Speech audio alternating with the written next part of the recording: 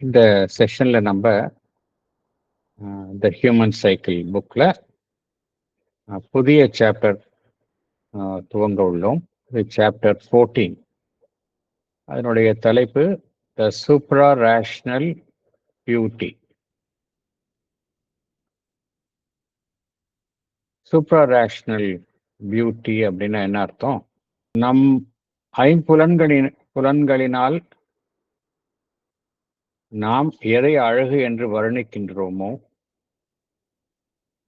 அதையும் தாண்டிய ஒரு உயர் உலகங்களில் உள்ள அழகு, அதுதான் இந்த சூப்ரா ரேஷனல் பியூட்டி என்று பெயர் என்பதற்கான பொருள். அவ்வாறு ஒன்று இருக்கின்றதா இல்லையா என்றால் இருக்கின்றது. பகவான் சாவித்திரியில் அதுதான் கூறுகின்றார். இந்த புவி பிசிக்கல் வேர்ல்டு விட பன்மடங்கு அழகான உலகங்கள் இருக்கின்றன என்று பகவான் குறிப்பிடுகின்றார். அழகு என்று நாம் எதை கூறுகின்றோம்? நம்முடைய பிசிக்கல் ஐஸ் எதை பார்க்கின்றதோ அது எது நமது மனதிற்கு ஒப்ப இருக்கின்றதோ அதை நாம் அழகு என்று நாம் கூறுகின்றோம். ஆனால் இங்கு பகவான் குறிப்பிடக்கூடிய அந்த சூப்ரா ரேஷனல் பியூட்டி என்பது ஐம்புலன்களினால் எது அறியப்படுகின்றதோ அதையும் தாண்டிய நிலையில் உள்ளதுதான் அந்த சூப்ரா ரேஷனல் பியூட்டி. இந்த சூப்ரா ரேஷனல் பியூட்டி என்பது என்ன முக்கியமாக அறிந்து கொள்ள வேண்டும் என்றால், இது ஏதோ இந்த புவிக்கு அப்பாற்பட்ட விஷயம்னு நாம் நினைக்க வேண்டிய அவசியம் கிடையாது. த சூப்பரா ரேஷனல் பியூட்டி என்பது, அழகு என்பது புவி சார்ந்த விஷயங்கள்ல நம்ம காண முடியாது, இதை இங்கு சிருஷ்டிக்க முடியாது, உலகத்தில் இதை காண முடியாது என்பது தவறு. இந்த புவியிலேயே இத்தகைய அழகை ஒருவர் காண முடியும். எப்பொழுது என்றால் அவருக்கு அந்த அறிவை கொண்டு காணும் மனதினால் மூலமாக இல்லை, அதை தாண்டிய ஒரு நிலையினால் அனைத்தையும் காணும் பொழுது அவர் அனைத்திலும் உள்ள அந்த சூப்ரா ரேஷனல் பியூட்டி என்பதை ஒருவர் அறிந்து கொள்ள முடியும். அதனால் என்ன அறிகின்றோம் என்றால், இந்த அழகு ஏஸ்தட்டிக் கிரியேஷன்ஸ் இதெல்லாம் அறிவை தாண்டிய விஷயம் என்பதை புரிந்து கொள்கின்றோம். இந்த உயர் தளத்தில் உள்ள இந்த விஷயங்களில் அறிவினுடைய செயல்பாடு அங்க எந்த விதமான ஒரு பயனையும் நமக்கு அளிக்காது. ரீசன் அந்த இடத்துல it has no role to play. முக்கியமாக பகவான் போன சாப்டர்ல the reason and the religion அதுல என்ன கோரி என்றார், ரிலிஜன் என்பது பார்த்தோம் அப்படின்னா அது ஆன்மீகம், ரிலிஜன் இதனுடைய டொமைன், இதனுடைய ஏரியா அறிவு தளத்திற்கு அப்பாற்பட்ட தளத்தில் இருப்பவை. ஆகையினால் இந்த அறிவை கொண்டு அவைகளில் உள்ள உண்மையை கண்டறிய முடியாது. அறிவை எதையுமே இத்தகைய உயர்தளங்களில் தீர்மானிக்க முடியாது என்று நாம் அந்த ரீசன் அண்ட் ரிலிஜன் என்கின்ற அந்த ப்ரீவியஸ் சாப்டர்ல அதுதான் பார்த்தோம். அறிவினுடைய எல்லை மிகவும் குறைந்தது. ஆன்மீகம், மதம் சார்ந்த விஷயங்கள் எல்லாமே பார்த்தோம் அப்படின்னா எல்லாமே ஒரு உயர் தளத்தை சார்ந்தது. அந்த இடத்துல அறிவினுடைய ஒரு அறிவை வைத்துக் கொண்டு அந்த இடத்தில் காணக்கூடிய உண்மைகளை நாம் கண்டறிய முடியாது என்பதை பார்த்தோம். அதே போலத்தான் இங்கேயும் பகவான் என்ன கூறுகின்றார், இந்த பியூட்டி எவையெல்லாம் கலை சம்பந்தப்பட்டது, கலை சம்பந்தப்பட்டது மாத்திரமல்ல, ஒரு மனிதன் எவையெல்லாம் தன்னுடைய உயர் உணர்வு நிலையிலிருந்து சிருஷ்டிக்கின்றானோ அது கலையாகட்டும், ஓவியமாகட்டும், இசையாகட்டும், கவிதையாகட்டும், எல்லாமே இருந்து வருகின்றது என்று பகவான் கூறுகின்றார். உயர் தளத்தில் இருந்து வருகின்றது என்று கூறுகின்றார். இந்த எல்லா ஆர்ட் ஃபார்ம்ஸும், எல்லா கிரியேஷன்ஸும் பார்த்தோம் அப்படின்னா உயர் தளங்களில் இருந்து வருகின்றன. It is through intuitive knowledge தான் இதெல்லாம் வருது. இன்டெலெக்சுவல் நாலேஜ் மூலமா இது வர்றதில்லை அப்படிங்கிறார். அதனால நம்ம இன்டெலெக்டை வைத்து கொண்டு இந்த விஷயங்களை நம்ம கணிக்க முடியாது, பரிசீலனை செய்ய முடியாது என்று கருத்தை கூறுகின்றார். இதுதான் பேசிக்கலா இங்க பகவான் கூறக்கூடிய அந்த கருத்து. நம்ம உள்ளே செல்லலாம். பேராகிராஃப் 1 அதற்கு உள்ளே செல்லலாம். The Human Cycle, Chapter 14. The Suprarational Beauty. Paragraph 1.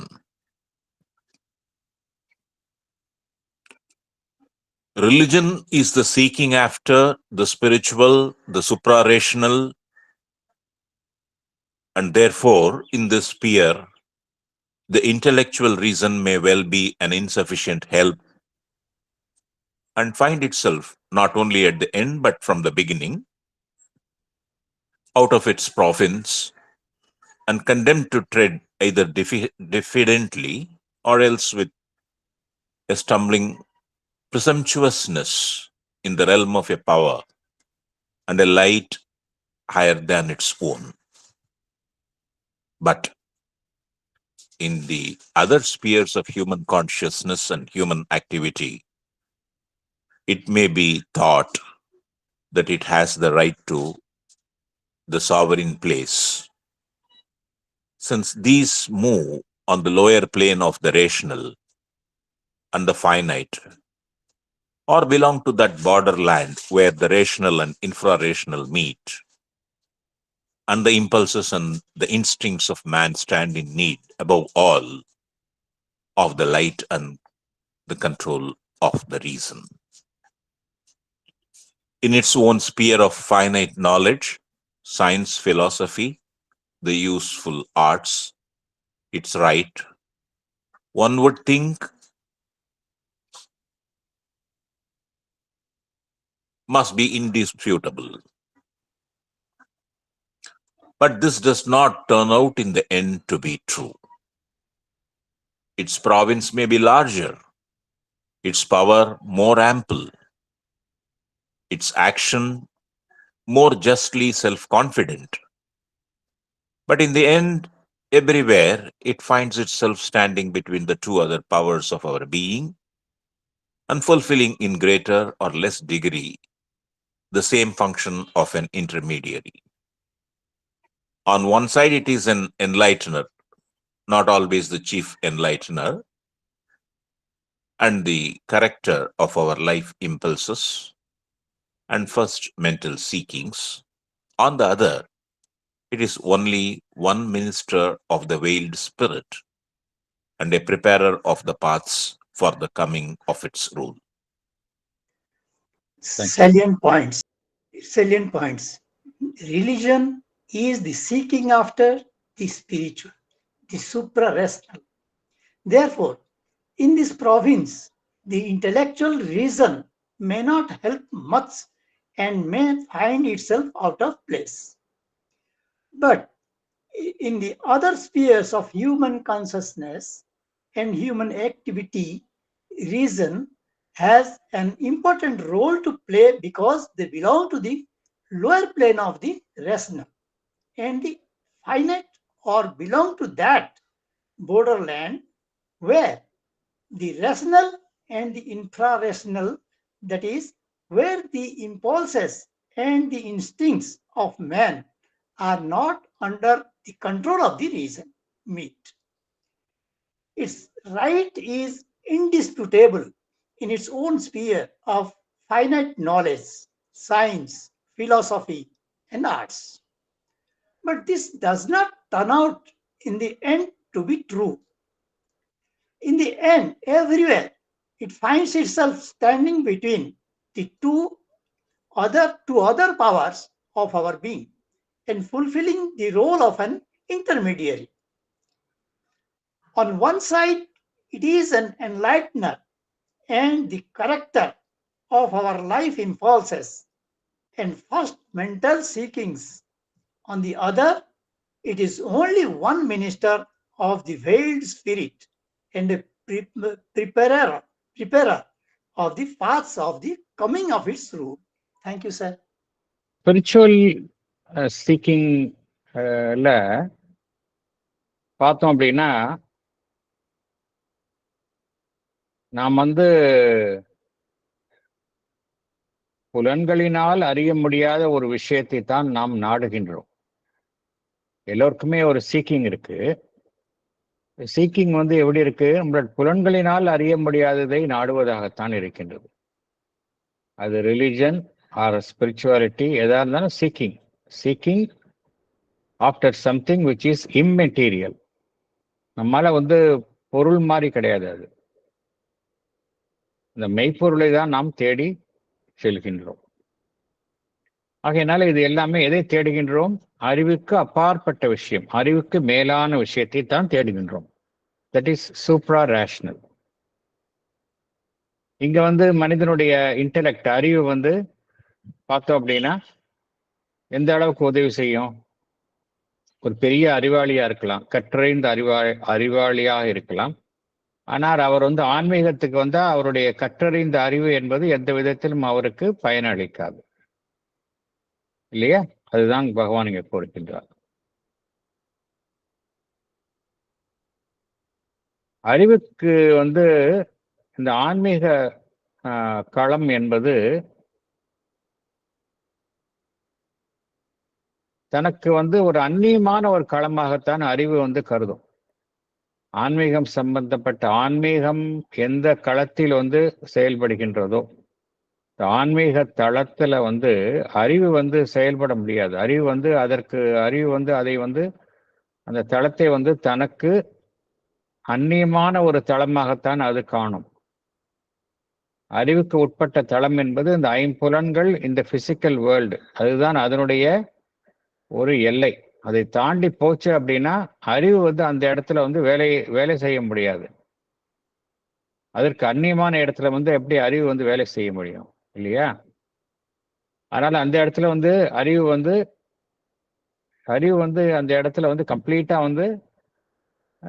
அதனுடைய செயல்பாட்டை அந்த இடத்துல இழந்து விடும். அறிவு ஸ்தம்பிச்சு விடும் அந்த இடத்துல. சில சமயம் என்ன செய்யும்? அறிவு என்ன செய்யும்? அது மாதிரி ஒரு சில அனுபவங்களை எதிர்கொள்ளும் பொழுது அது குறித்த தவறான ஒரு முடிவுகளை அது எடுக்கும். தட்டு தடுமாறி என்ன செய்யும்? சரியான அறிவு அந்த விஷயங்களை, அனுபவங்களை, ஆன்மீக அனுபவங்களை புரிந்து கொள்ளாமல் அது குறித்த தவறான ஒரு முடிவுகளை, தவறான கண்ணோட்டங்களை எடுத்துக்கொள்ளும். ஸ்டம்பிளிங் ப்ரிசம்ஷுவஸ்னஸ் என்று பகவான் குறிப்பிடுகின்றார். அறிவு அப்படிதான் செய்யும். சரியா புரிஞ்சுக்க முடியாது, அனுபவத்தை சரியா புரிஞ்சுக்க முடியாது. அது தட்டு தடுமாறி தப்பா புரிஞ்சுக்கும். Wrong assumptions.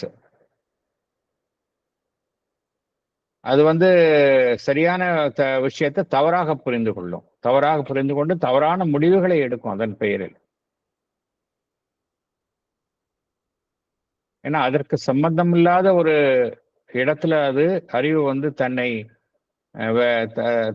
தான் காணுவதாக எண்ணும், தான் இருப்பதாக எண்ணும். அந்த இடத்துல வேறு ஒரு சக்தி, வேறு ஒரு ஒளி தான் வேலை செய்யும். மனதை சார்ந்த ஒரு சக்தியும் ஒளியும் ஆன்மீக தளத்துல வேலை செய்யாது.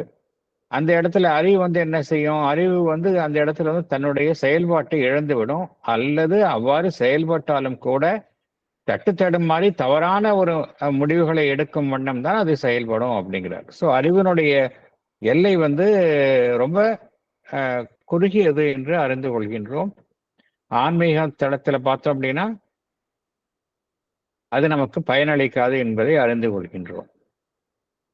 மற்ற தளங்கள்ல எப்படி அறிவு நமக்கு உதவுகின்றதா என்றால், எஸ், உதவுகின்றது.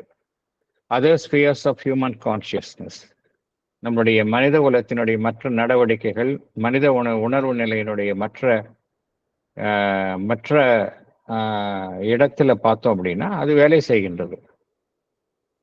அதற்கென்றே ஒரு நியாயமான இடம் இருக்கின்றது. அதற்கே உரிய இடம் வந்து நம்மளுடைய சாதாரண வாழ்வில் நம்மளுடைய அறிவு வந்து முக்கியம். அறிவை வந்து நம்ம உதாசீனப்படுத்தவே முடியாது. ரொம்ப essential element in our ordinary activities of life. ஏன் அப்படின்னா இது வந்து நம்மளுடைய எப்படி வந்து ஆன்மீக தளங்கள் வந்து உயர்தளங்களில் இருக்கின்றதோ, நம்முடைய சாதாரண வாழ்வு சம்பந்தப்பட்ட விஷயங்கள்லாம் கீழ்த்தளங்கள்ல நடக்கின்றன. எல்லாமே அறிவு என்கின்ற தளத்தினுடைய தளத்திற்கு ஒத்த நிலையில் நடைபெறுகின்றன. பிளேன் ஆஃப் த ரேஷனல் அப்படிங்கிறார். இங்க எல்லாமே வந்து எல்லைக்குட்பட்ட அம்சங்களில் தான் செயல்படுகின்றன எல்லாமே, இல்லையா? ஃபைனைட் ரெல்ம்ல தான் எல்லாமே செயல்படுகின்றன. இன்ஃபைனைட் என்பது இதற்கு மேலுள்ள நிலையில் தான் இன்ஃபினிட்டா இருக்கு. உலகத்தில் காணக்கூடிய விஷயங்கள் எல்லாம் ஃபைனைட் அமைப்புகள். ஆகையினால அறிவு வந்து ஓரளவு அந்த இடத்துல அறிவுக்கு வந்து முக்கியமான ஒரு பங்கை அந்த இடத்துல வகிக்கின்றது.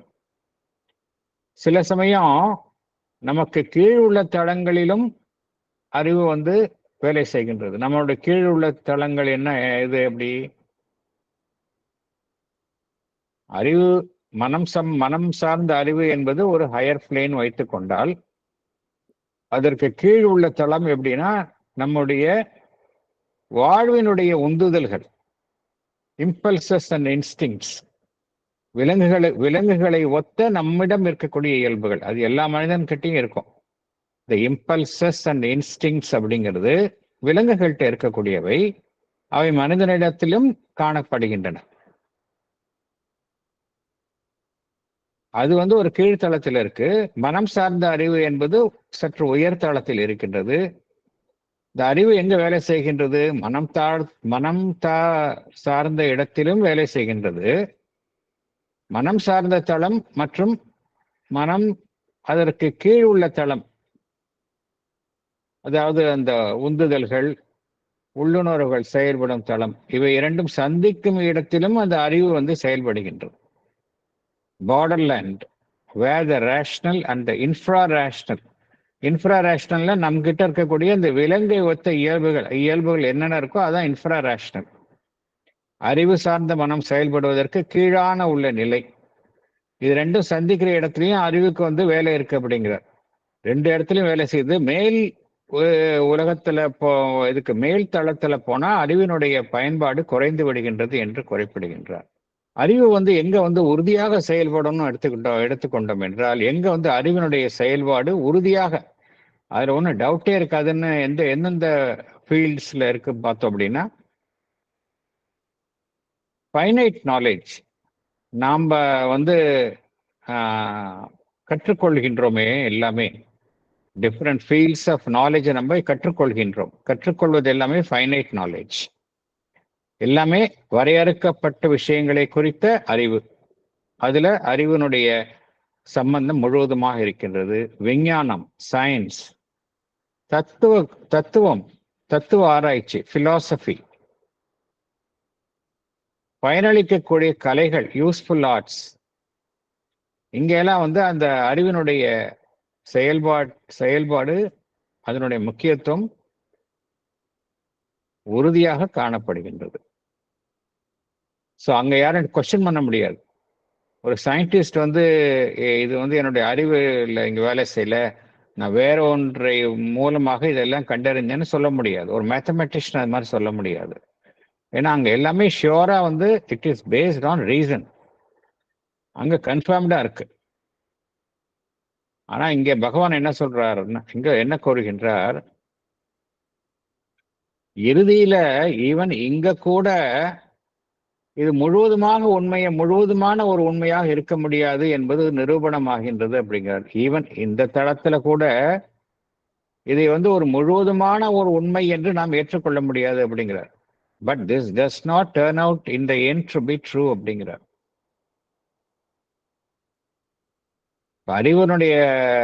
அறிவினுடைய எல்லை பார்த்தோம் அப்படின்னா நல்ல பறந்து விழுந்தது இல்லையா? மனிதனுடைய அறிவினுடைய எல்லை, செயல்படும் எல்லை வந்து கம்ப்ளீட், ரொம்ப ஒரு வாஸ்ட் ப்ராவின்ஸில் தான் மனிதனுடைய அறிவு என்பது செயல்படுகின்றது. அவனுடைய சக்தியும் பார்த்தோம் அப்படின்னா நல்ல மிகுந்த அளவில் உயர்ந்த அளவில் தான் மனிதனுடைய அறிவினுடைய சக்தி செயல்படுகின்றது. செயல்பாட்டு அறிவினுடைய செயல்பாடு பார்த்தோம் அப்படின்னா நல்ல தன்னம்பிக்கையுடன் ஒரு மனிதனுடைய அறிவு செயல்படுகின்றது. இறுதியில பகவான் என்ன கூறுகின்றார்? இரண்டு விஷயங்களுக்கு இடையில் தான் அது செயல்பட வேண்டிய நிர்பந்தத்தில் உள்ளது அப்படிங்கிறார். எல்லா காலகட்டத்திலையும் மனிதனுடைய அறிவு இரண்டு விஷயங்களுக்கு இடையில் ஒரு இடைப்பட்ட அம்சமாகத்தான் செயல்பட வேண்டி உள்ளது அப்படிங்கிறார்.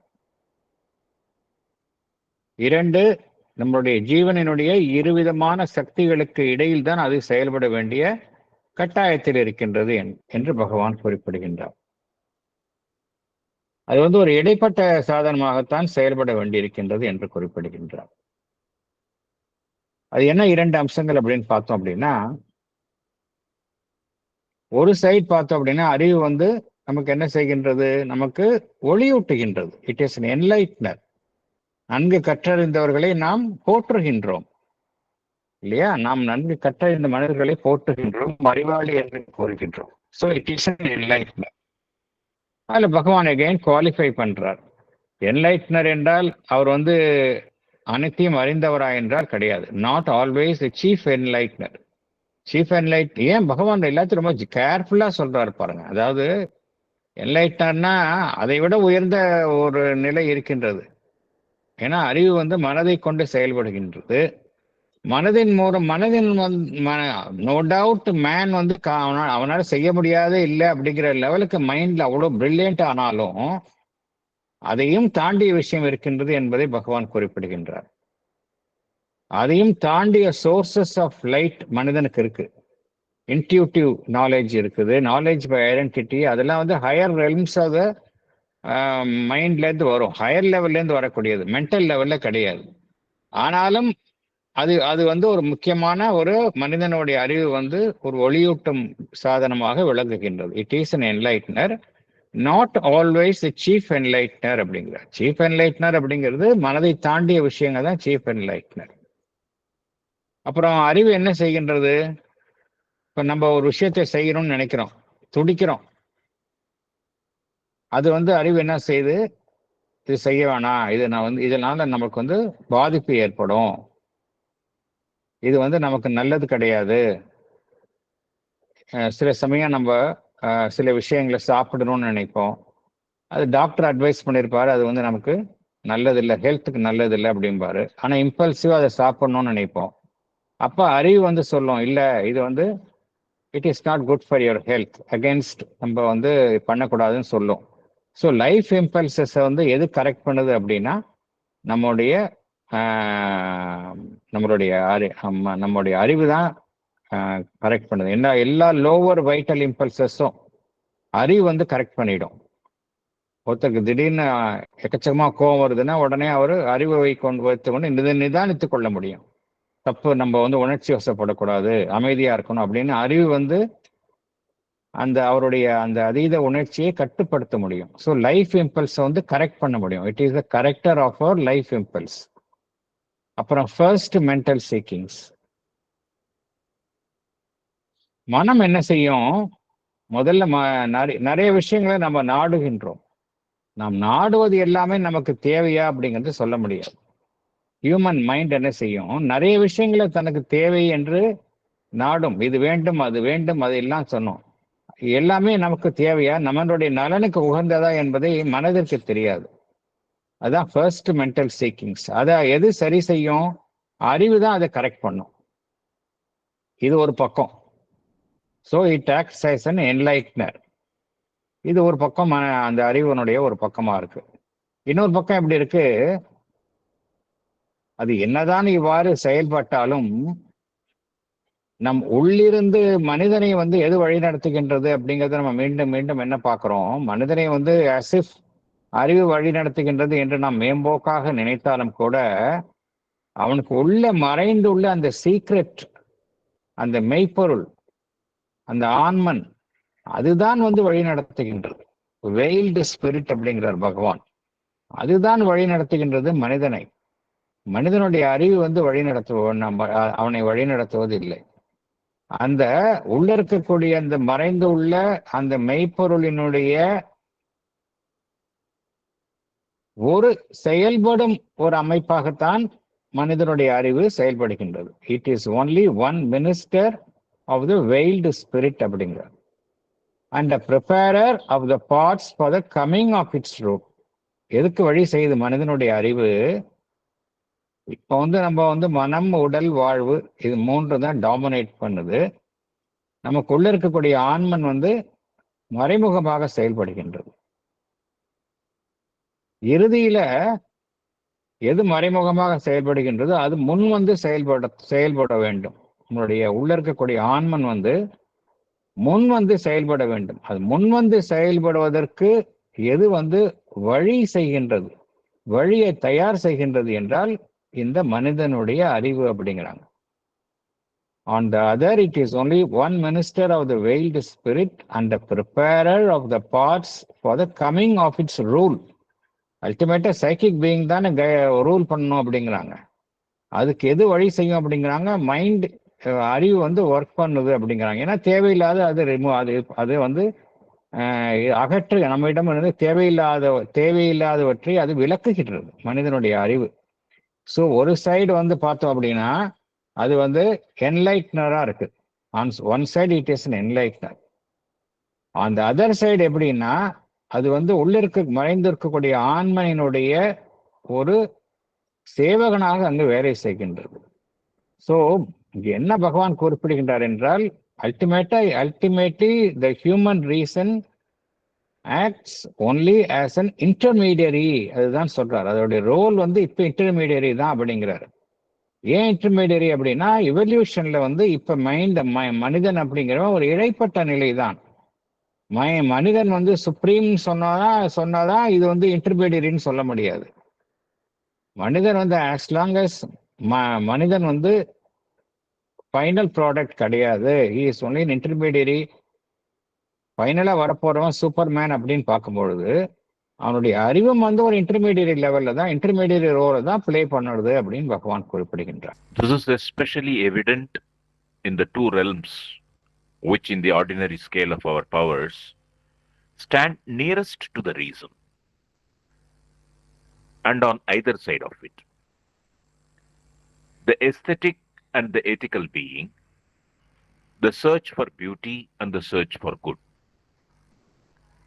Man seeing after beauty reaches its most intense and satisfying expression in the great creative arts, poetry, painting, sculpture, architecture. But in its full extension, there is no activity of his nature or his life from which it need or ought to be excluded, provided we understand beauty both in its widest and its truest sense. A complete and universal appreciation of beauty and the making entirely beautiful our whole life and being must surely be a necessary character of the perfect individual and the perfect society. But in its origin, this seeking for beauty is not rational. It springs from the roots of our life. It is an instinct and an impulse. An instinct of aesthetic satisfaction and an impulse of aesthetic creation and enjoyment. Starting from the infra-rational parts of our being, this instinct and impulse begin with much imperfection and impurity and with great crudities, both in creation and in appreciation.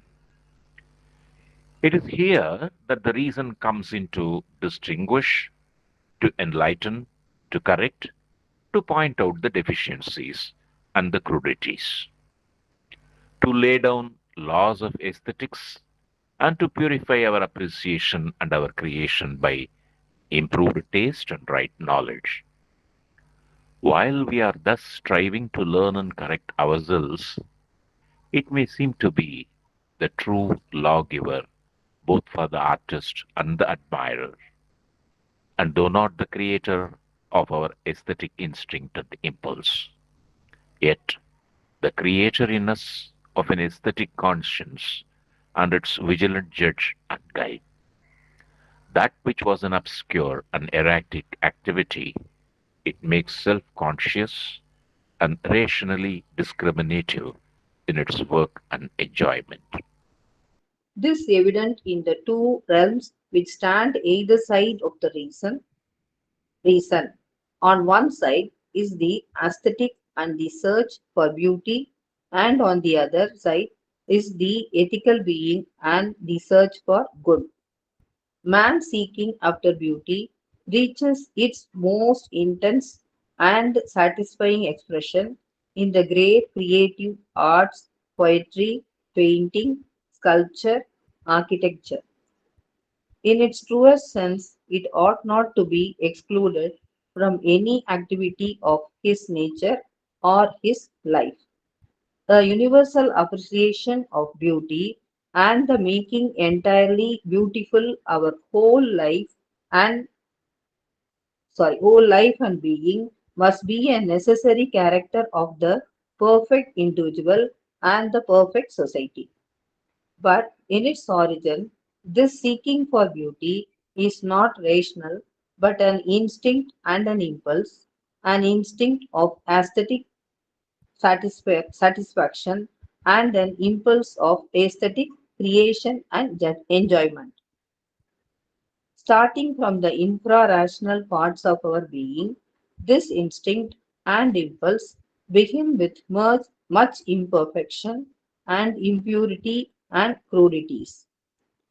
It is here that the reason comes in to distinguish, to enlighten, to correct, to point out the deficiencies and the crudities by improved taste and right knowledge.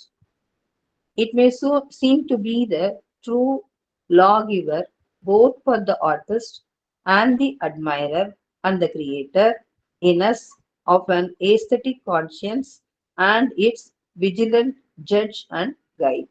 Thank you, sir. Thank you.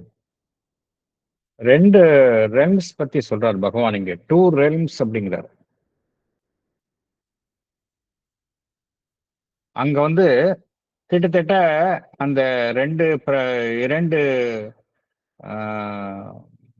ஏரியால வந்து நம்முடைய செயல்பாடுகள்லாம் பார்த்தோம் அப்படின்னா கிட்டத்தட்ட அறிவுக்கு அருகாமையில் செயல்படுகின்றன. அறிவினுடைய இருபுறமும் செயல்படுகின்றன. அறிவு என்பதை நடுநிலையாக வைத்துக் கொண்டால் அதற்கு 2 பக்கமும் செயல்படுபவைகளாக காணப்படுகின்றன அப்படிங்கிறார். அது என்ன அப்படின்னு பார்க்கலாம் நம்ம. ஒன்று, பகவான் என்ன கூறுகின்றார், aesthetic and the ethical being. இது 2 விஷயத்துக்கு இடையில அறிவு வந்து எப்படி செயல்படுது, 2 விஷயத்துக்கு இடையில. ஒன்னு எஸ்தட்டிக் அப்ரோச், அழகுணர்ச்சி. அதே சமயம் நம்ம வந்து அந்த தார்மீக நெறிகள் அதையும் நம்ம விளக்காம செயல்படுவது. ஏஸ்தட்டிக் அப்படிங்கிறத பெயர்ல சில தார்மீக நெறிகளை நம்ம வந்து அனுசரிக்காம செயல்படவும் முடியாது. அதை அனுசரித்து தான் ஆகணும். ஸோ ஒரு பக்கம் ஏஸ்தட்டிக் இருக்கு, இன்னொரு பக்கம் எத்திக்கல் பீயிங் இருக்கு. அதே போல ஒரு பக்கம் சர்ச் ஃபார் பியூட்டி, அழகை தேடுதல் அப்படிங்கிற ஒரு செயல்பாடும் இருக்கின்றது. இன்னொரு புறம் எது நல்லதோ, எது நல்லதாக நாம் காண்கின்றோமோ அதை தேடுதல். சோ இந்த 2 விஷயத்துக்கு இடையில தான் வந்து அறிவு வந்து செயல்படுது அப்படிங்கிறார் பகவான். ஒன்று பார்த்தோம் அப்படின்னா அந்த அறிவு அப்படிங்கிறது நடுப்புற வச்சுட்டோம்னா அதுக்கு 2 பக்கமும் என்ன இருக்கு அப்படின்னா, ஒரு பக்கம் எஸ்தட்டிக், இன்னொரு பக்கம் எத்திக்ஸ். Aesthetics and ethics. ஒரு பக்கம் சர்ச் ஃபார் பியூட்டி, இன்னொரு பக்கம் சர்ச் ஃபார் குட் அப்படிங்கிறார். இப்படிதான் அறிவு வந்து எப்பொழுதுமே ஒரு மீடியேட்டரா செயல்படுகின்றது என்று பகவான் குறிப்பிடுகின்றார். இதுல முக்கியமாக பகவான் என்ன கூறுகின்றார், மனிதன் எந்தெந்த ஆஹ், ம- துறைகள்ல அவனுடைய அந்த அழகை நாடுவது என்பது மிகவும் தீவிரமாக காணப்படுகின்றது. எதன் மூலமாக அவன் அதை நன்றாக மிகச் சிறந்த முறையில் வெளிப்படுத்த முயலுகின்றான் அப்படின்னு பார்த்தோம் அப்படின்னா, எல்லா விதமான கிரியேட்டிவ் ஆர்ட்ஸ். இந்த கிரியேட்டிவ் ஆர்ட்ஸ் அப்படிங்கிறது எது எது அது எப்படி வேணாலும் இருக்கலாம். எல்லா விதமான கிரியேட்டிவ் ஆர்ட்ஸ்னா மனிதன் அதை படைப்பது. போயிட்ரி, பெயிண்டிங், கல்ச்சர், ஆர்கிடெக்சர், இது எல்லாமே பார்த்தோம் அப்படின்னா இதன் மூலமாக மனிதன் எதை வெளிப்படுத்த விரும்புகின்றான். இது இப்ப இல்ல, காலம் தொட்டு மனித நாகரிகம் தோன்றியதுல இருந்து இதெல்லாம் வந்துகிட்டே இருக்குங்கிறத பாக்குறோம். நம்ம எல்லா டைம்ஸ்லயும் இருக்கு. Classical times, medieval times, modern times, எல்லாத்துலயும் பார்த்தோம் அப்படின்னா இந்த விஷயங்கள்லாம் இருக்கு. ஏன் இந்த விஷயங்கள் தொடர்ந்து இருக்கின்றது மனித நாகரிகத்தின்னு பார்த்தோம் அப்படின்னா, இதன் மூலமாக மனிதன் அந்த அழகை அவன் நாடுகின்றான். அழகை தீவிரமாக நாடுகின்றான், அதை வெளிப்படுத்த முயலுகின்றான். ஆகையினால ஒரு மனிதனுடைய ஒரு வாழ்விலிருந்து இத்தகைய செயல்பாடுகளை விளக்க வேண்டிய அவசியம் கிடையாது என்று பகவான் குறிப்பிடுகின்றார். There is no activity of his nature or his life from which it need or ought to be excluded அப்படிங்கிறார். இந்த அழகை நாடுதல், இது மாதிரி கலைகளின் மூலமாக, கலை படைப்புகளின் மூலமாக அழகை நாடுதல் என்று இதை மனிதனுடைய எந்த விதமான ஒரு செயல்பாடுகளில் இருந்தும் விலக்க வேண்டிய அவசியம் கிடையாது அப்படிங்கிறார். ஆனா நன்றாக புரிந்து கொள்ளணும், அழகுன்னா என்ன அப்படிங்கிறத புரிந்து கொள்ளணும். அதனுடைய உண்மையான அர்த்தத்துல, அதனுடைய விரிவான அர்த்தத்துல புரிந்துக்கணும் அப்படிங்கிறார். நம்ம அழகு அப்படிங்கிறது பேர்ல வக்கரத்தை நம்ம இது பண்ணக்கூடாது. எது அழகு அப்படிங்கிறத நம்ம சரியா புரிந்து கொண்டோம் என்றால் அதை மனிதனுடைய வாழ்வில் இருந்து விலக்க வேண்டிய அவசியம் கிடையவே கிடையாது என்று பகவான் குறிப்பிடுகின்றார். இதுக்கு நம்ம பார்க்கலாம். நம்ம ஆசிரமத்துல பார்த்தோம் அப்படின்னா எல்லாமே பார்த்தோம் அப்படின்னா அழகா தான் இருக்கும். ஒரு அழகு இருக்கும், அதுல ஒரு எளிமை இருக்கும், அழகு இருக்கும். இந்த நீங்க எதை பார்த்தாலும் சரி ஒரு எளிமை அழகு இருக்கும்.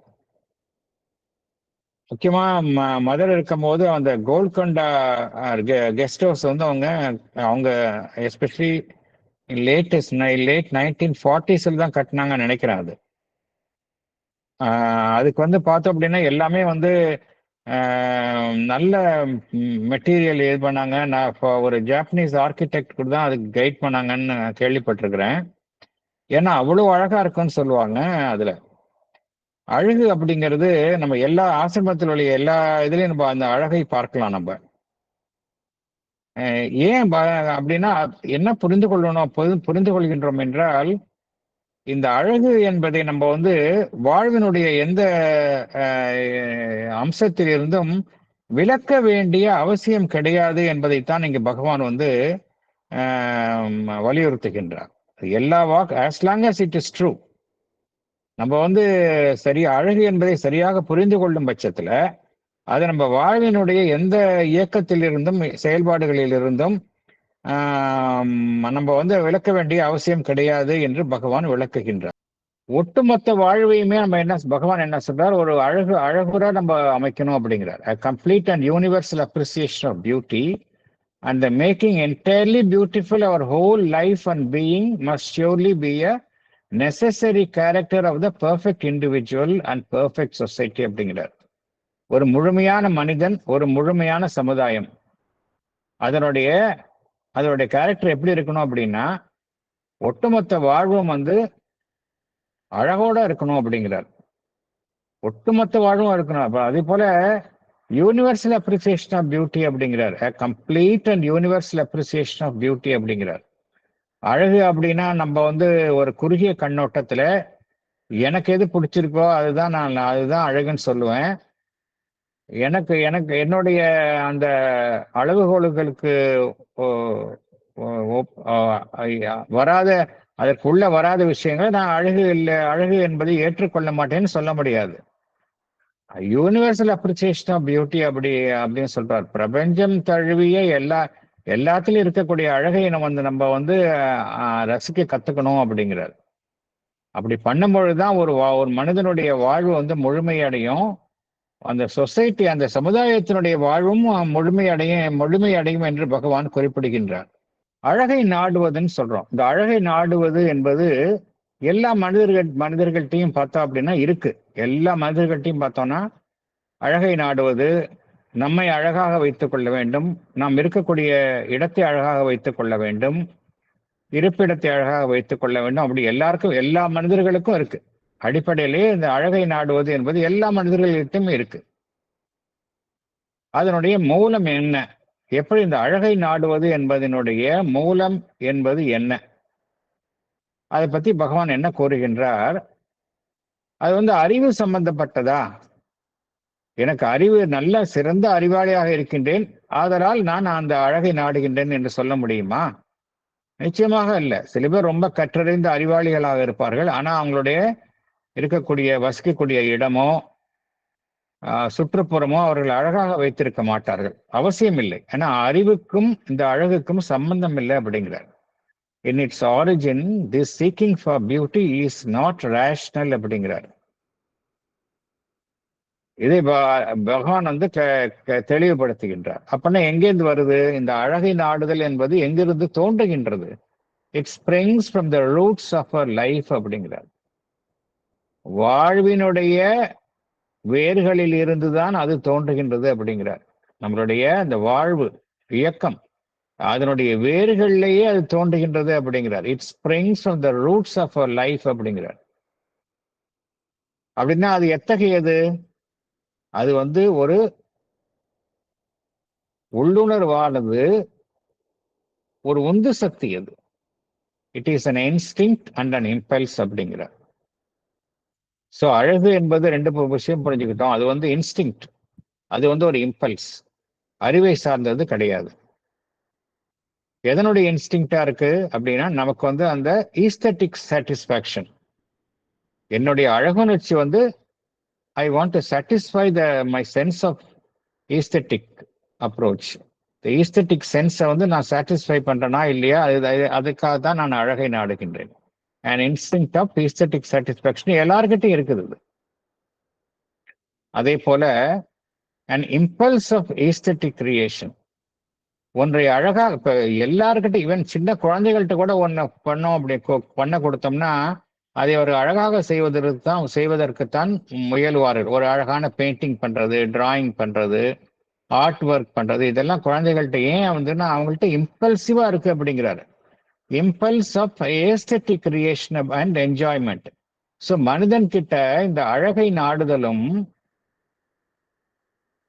அழகுணர்ச்சி மிக்க ஒன்றை சிருஷ்டிப்பதும் அவனிடம் இயற்கையாகவே இருக்கின்றது என்று பகவான் குறிப்பிடுகின்றார். an instinct of aesthetic satisfaction and an impulse of aesthetic creation and enjoyment அப்படிங்கிறார். ஆனா இதனுடைய மூலம் எங்க இருக்கு? ஏற்கனவே பார்த்தோம், இது வந்து அறிவுக்கு கீழே இருக்கு இல்லையா? இதோடைய மூலம் வந்து அறிவுக்கு கீழே இருக்கு.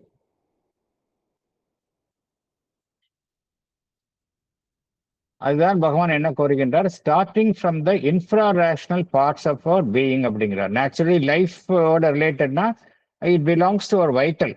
வைட்டல்னா தப்பா நினைக்க கூடாது. வைட்டல்னா லோவர் வைட்டல் அப்படின்னு இல்லை. வைட்டலே ஹையர் வைட்டல் இருக்கு. இந்த ஹையர் வைட்டல் தான் appreciation of beauty, appreciation of arts எல்லாம் அதுதான் செய்யுது. Starting from the infra-rational parts of our being, this instinct and impulse begin with much imperfection. ஏன் அப்படின்னா அது வந்து லோவர் லெவல்ல இருந்து ஆரம்பிக்குது. ஏன்னா அது வந்து இன்ஸ்டிங்க்ட் அண்ட் இம்பல்ஸ்ன்னு சொன்ன பொழுதே நம்மளுடைய லோவர் பார்ட்ஸ்ல இருந்து தான் வருது அது இல்லையா? அதனால அதுல வந்து இம்பர்ஃபெக்ஷன் இருக்குது அப்படிங்கிறார் பகவான். It begins with much imperfection and impurity. அதுலேயும் சில தூய்மையற்ற விஷயங்கள்லாம் இருக்கு அப்படிங்கிறார். அப்புறம் நிறைய விஷயங்கள் க்ரூடா இருக்கு அப்படிங்கிறார். வித் கிரேட் க்ரூடிட்டிஸ் அப்படிங்கிறார். Both in creation and in appreciation. So இதனுடைய ஆரம்ப இதுல காலகட்ட இது இது பார்க்கலாம், நம்மளே பார்க்கலாம். அதாவது மனிதனுடைய நாகரிக வளர்ச்சியில ஒரு காலகட்டத்துல அவனுடைய அந்த நாகரிக இதனுடைய இந்த ஆர்ட் அண்ட் ஆர்ட் ஃபார்ம்ஸ் எல்லாம் குரூடா இருக்கு அப்படிங்கிறது நம்மளே பார்க்கலாம். இது எல்லா சமுதாயத்தினுடைய அந்த எல்லா சமுதாயத்தினுடைய வளர்ச்சியையும் பார்க்கும் பொழுது ஒரு காலகட்டத்துல வந்த படைப்புகள்லாம் படைப்புகளோ இந்த மாதிரி கிரியேஷன்ஸ் எல்லாம் பார்த்தோம் அப்படின்னா இம்பர்ஃபெக்டா இருக்கு, குரூடா இருக்குங்கிறத நம்ம பார்க்க முடியும். அதுக்கு காரணம் என்ன அப்படின்னா, இது எல்லாம் மனிதனுடைய இன்ஃப்ராரேஷனல் பார்ட். அவனுடைய அறிவுக்கு கீழ் உள்ள நிலைகளில் இருந்து இந்த உந்துதல்கள்லாம் தோன்றுவதனால இது ஒரு இம்பர்ஃபெக்ஷன் இருக்கு, ஒரு இம்பியூரிட்டிஸ் இதுல இருக்கு, சில குரூட் வெளிப்பாடுகள் இருக்கின்றன என்பதை பார்க்கலாம். இங்கதான் மனிதனுடைய அறிவுக்கு வேலை இருக்கின்றது. இந்த இடத்துலதான் மனிதனுடைய அறிவுக்கு வேலை இருக்கு அப்படிங்கிறார். அறிவு இந்த இடத்துல என்ன செய்யும்? நல்லது எது, கெட்டது எது அப்படிங்கிறத பிரிச்சு பார்க்கும், இல்லையா? Reason comes in to distinguish, to enlighten, to correct, to point out the deficiencies and the crudities. என்ன செய்யும்? அது எது சரி எது தப்பு அப்படிங்கிறத அது டிஃபரன்ஷியேட் பண்ணும். என்ன குறைபாடுகள் இருக்கின்றது, எந்த பண்படாத விஷயங்களை நாம் பண்படுத்த வேண்டும், எந்த விதிகளுக்கு உட்பட்டு இந்த விஷயங்களை எதற்கான விதிகள் என்ன, அதே போல எது சரியான ரசனை, டு பியூரிஃபை அவர். எல்லாத்தையும் ரசிக்க முடியுமா? நம்ம ரசனையிலும் ஒரு பியூரிஃபிகேஷன் வேணும் அப்படிங்குது. To purify our appreciation and our creation. நம்மளுடைய ரசனையை முன்னேற்றம் செய்ய அதை இன்னும் மேம்படுத்துவது by improved taste and right knowledge. அது குறித்த சரியான ஞானத்தை தருவது. இதெல்லாம் யாரு செய்யறாங்க அப்படின்னா நம்முடைய அறிவு தான் இங்க செய்யுது. அறிவுக்கு இங்கதான் வேலை இருக்கு. நோ டவுட் இந்த விஷயங்களுடைய பேஸ் அறிவுக்கு கீழேந்து தோன்றினாலும் அறிவு என்ன செய்யும்? இதுல இருக்கக்கூடிய பண்படாத விஷயங்களை என்ன செய்யும்? அறிவு பண்படுத்தும், இல்லையா? அழகுணர்ச்சி அப்படிங்கிற பேரிலையும் கலை அப்படிங்கிற பேரிலையும் பண்படாத விஷயங்களையும் அதை நம்ம வெளிப்படுத்துவது சரியாகாது என்பது எது சரி செய்யும் அப்படின்னா மனிதனுடைய அறிவு தான் இங்க சரி செய்யக்கூடிய ஒரு கருவியாக செயல்படுகின்றது. இங்கதான் அறிவுக்கு வேலை இருக்கு அப்படிங்கிற இந்த இடத்துல என்ன செய்யும்? அந்த அறிவு என்ன செய்யும்? விதிகளை சமைக்கும், இல்லையா? விதிகளை செய்யும். இப்போ ஃபார் எக்ஸாம்பிள் நம்ம சொல்றோம், நம்ம இந்த சமுதாயத்துல எதெல்லாம் பப்ளிக்ல சோசியல் மீடியாலேயோ சரி மற்றபடி இதுலேயோ நம்ம பப்ளிக்கு நம்ம காட்டலாம், எந்தெந்த விஷயங்கள் எத்தகைய கதைகள் எத்தகைய படைப்புகளை சமுதாயத்திற்கு காட்டலாம், எத்தகைய படைப்புகளை நம்ம சமுதாயத்தினுடைய நலன் கருதி காட்டக்கூடாது அப்படிங்கிறதுக்கு ரூல்ஸ் இருக்கு, இல்லையா? ஃபார் எக்ஸாம்பிள் சினிமாவை எடுத்துக்கிட்டோம்னா there is a sensor board இருக்கு. அது மாதிரி எல்லா படைப்புகளுக்குமே there is something which is guiding. எதை நம்ம வெளியில கொண்டு வரலாம், எதை நம்ம வெளியில கொண்டு வரக்கூடாதுங்கிறதுக்கு there are certain guidelines. அந்த கைட்லைன்ஸ் யாரு உருவாக்குறாங்க? மனிதனுடைய அறிவு தான் உருவாக்குகின்றது. So it is a lawgiver both for the artist and the admirer.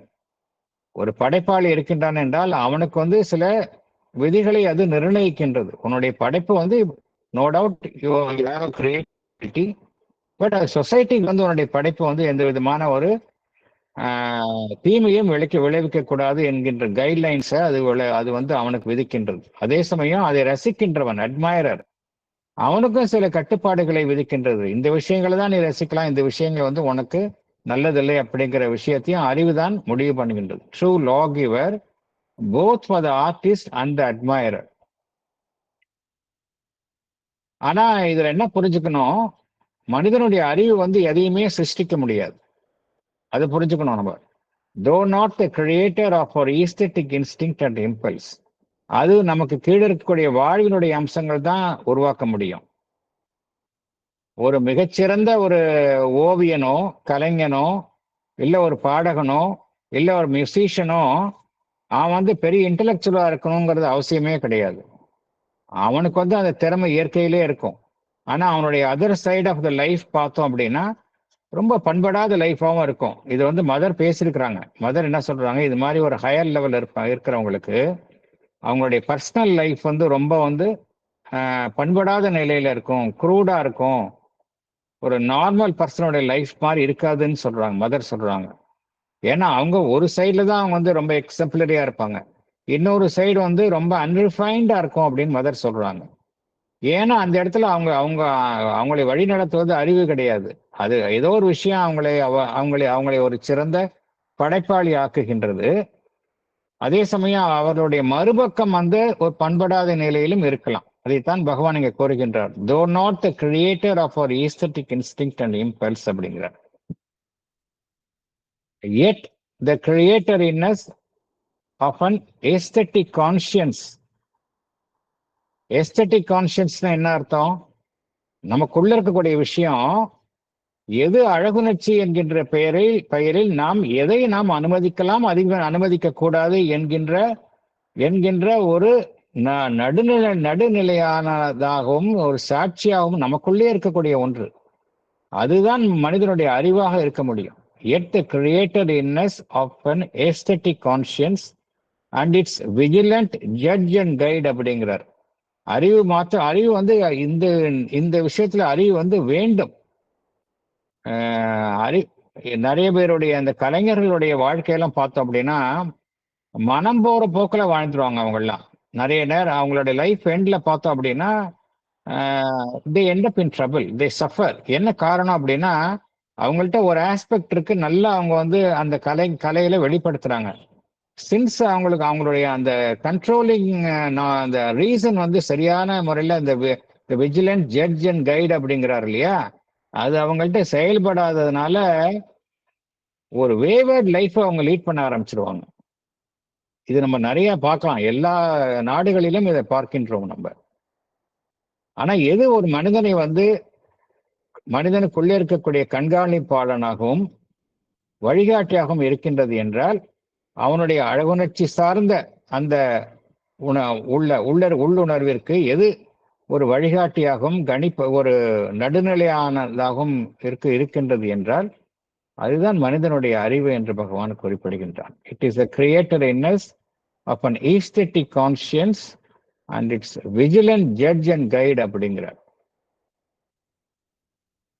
எது வந்து ஒரு தெளிவில்லாத ஒரு முறையற்ற செயல்பாடாக இருக்கின்றதோ, அது மனிதனுடைய அறிவு என்ன செய்கின்றது, அதை வந்து ஒரு உணர்வுள்ள அறிவு சார்ந்த ஒரு வேலையாகவும் ஒரு என்ஜாய்மெண்ட், ஒரு மகிழ்ச்சிகரமான விஷயமாகவும் அது மாற்றுகின்றது. எது வந்து ஒரு முறையில்லாத விஷயங்களாக இருக்கின்றதோ, அறிவுக்கு முரணான விஷயமாக இருக்கின்றதோ, அதை மனிதனுடைய அறிவு என்ன செய்கின்றது, இட் மேக்ஸ் அதாவது that which was an obscure and erratic activity, it makes self-conscious and rationally discriminative in its work and enjoyment என்று பகவான் குறிப்பிடுகின்றார். இந்த மனிதனுடைய என்ஜாய்மெண்ட் அப்படிங்கிறத பேர்ல, அழகுணர்ச்சி என்பதில் பேர்ல சில சமயம் தெளிவற்ற விஷயங்களையும் ஒரு முறையில்லாத விஷயங்களையும் ஒரு மனிதன் வந்து அதற்கு வந்து பலியாகக்கூடிய சூழ்நிலைகள் உருவாகலாம். அதிலிருந்து அந்த மனிதனை எது காக்கின்றது என்றால் இந்த மனிதனுடைய அறிவு. இப்படிலாம் செய்யக்கூடாது அப்படிங்கிறதுல, என்ஜாய்மெண்ட் அப்படிங்கிறத பேர்ல இதெல்லாம் செய்யக்கூடாது அப்படிங்கிறதுல மனிதனுக்கு எது எச்சரிக்கின்றது என்றால் மனிதனுடைய அறிவு. It makes self conscious and rationally discriminative in it's work and enjoyment. So இந்த அறிவினுடைய வேலை என்ன இருக்கு அப்படின்னா, அறிவு வந்து ஒரு அறிவாளி வந்து நன்ற அறிவு உடையவன் வந்து ஒரு சிறந்த படைப்பாளியாக இருக்க முடியாது, இருக்க வேண்டிய அவசியமும் கிடையாது, இருக்கணும்னு அவசியம் கிடையாது. ஆனால் ஒரு மனிதனுடைய அறிவு வந்து அது வந்து எதையும் சிருஷ்டிக்க முடியாவிட்டாலும் அது வந்து என்ன செய்யும், அது வந்து ஒரு மனிதனுக்கு ஒரு சிறந்த வழிகாட்டியாக அமையும். எது வந்து சிறந்த ரசனை, எது சிறந்த படைப்பு, எதை ஏற்றுக்கொள்ளலாம், எதை நாம் ஏற்றுக்கொள்ளக்கூடாது என்கின்ற ஒரு டிஸ்கிரிமினேட்டிவ் ஆட்டிடியூட் அதை வழங்கக்கூடியதாக இருக்கும் என்று பகவான் இங்க கூறுகின்றார். இது குறித்து மதர் நிறைய இடத்துல பேசியிருக்கிறாங்க. நிறைய இடத்துல மதர் வந்து இது பத்திலாம் பேசியிருக்கிறாங்க. எப்படி நம்ம வந்து அதாவது அழகுணர்ச்சி எல்லாம் அவசியம்தான். ஆனா அந்த எதை ஏற்றுக்கொள்வது, எதை ஏற்றுக்கொள்ளாதது என்பது வந்து மனிதனுக்கு வந்து அந்த அந்த சீர்தூக்கி பார்க்கும் குணம் வேண்டும். அப்படி இல்லை அப்படின்னா லைஃப் வந்து ரொம்ப வந்து வேவேடா போயிடும் அப்படிங்கிறத பற்றிலாம் மதர் வந்து நிறைய இடத்துல பேசியிருக்கிறாங்க. நிறைய பேரோட இந்த ஆர்டிஸ்ட் அவங்களுடைய லைஃப் எல்லாம் குறித்து கூட மதர் வந்து நிறைய இடத்துல பேசியிருக்கிறாங்க. ஸோ அதை நம்ம பிறிதுரை பார்ப்போம் நம்ம.